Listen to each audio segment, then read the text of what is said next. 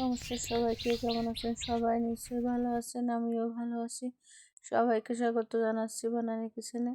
আজকে রান্না করব সজনার ফুল। সজনার ফুলগুলো নিয়ে আসলাম, দেখেন একদম কিন্তু টাটকা। এই সজনার ফুল আমি আজকে ভাজি করব।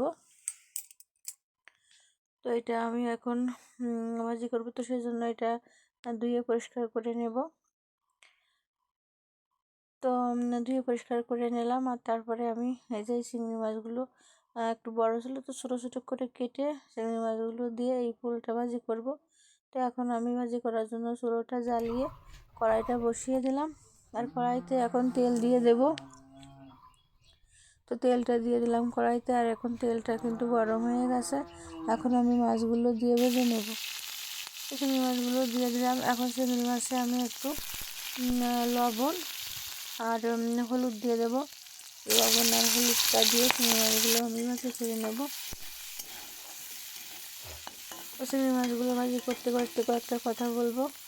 কথা হচ্ছে, আসলে আমার জিমেলে একটু সমস্যা হয়েছিল, সেই জন্য কিন্তু আমি 10 দিন কোনো ভিডিও দিতে পারিনি, আর কারো ভিডিও দেখতে পারিনি। চ্যানেলে তো কোনো ঢোকাই যাচ্ছিল না। তো অনেক কষ্টের পরে আমার কিন্তু চ্যানেলটা ঠিক হয়েছে। তো এই জন্য এখন এই যে ভিডিও দিলাম। তো তারপরেও নিয়মিত হয়তো দিতে পারবো না, কারণ পাশে একটা ননদের বিয়ের জন্য খুবই ব্যস্ত, তার মধ্যে আছি। তো সেই জন্য নিয়মিত কারো ভিডিও দেখতেও পারছি না। চ্যানেলটা ঠিক হওয়ার পরেও কারো ভিডিও কিন্তু আমি দেখতে পারছি না।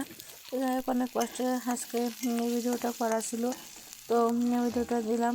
আপনারা প্লিজ ভিডিও দেখবেন, আর সবাই লাইক দিয়ে ভিডিও দেখবেন, যেহেতু কমেন্ট করবেন না, সবাইকে অনুরোধ করছি। তো যাই হোক, এই যে আমার চিংড়ি মাছগুলো কিন্তু লাল লাল করে ভাজি কাটা হয়ে গেছে। আর এখন এই যে আমি সজনার ফুলগুলো দিয়ে দিলাম।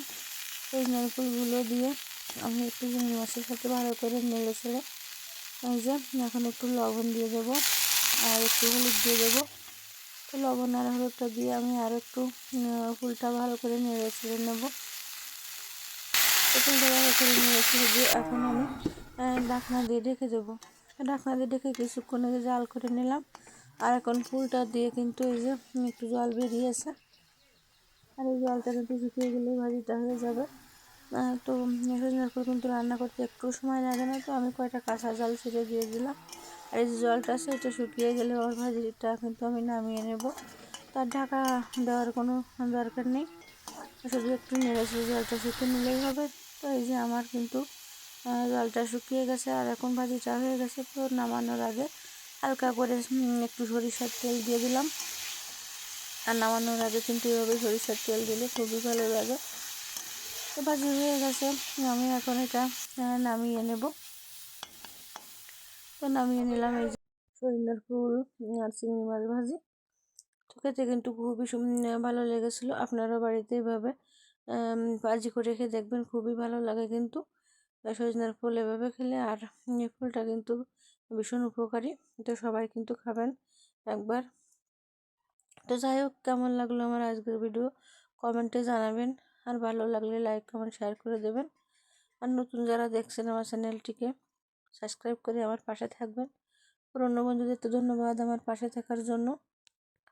আর এরকম নতুন নতুন ভিডিও পেতে পাশে থাকা বেল আইকনটি বাজিয়ে দেবেন। তো ধন্যবাদ সবাইকে, দেখা হবে পরবর্তী নতুন কোনো ভিডিওতে।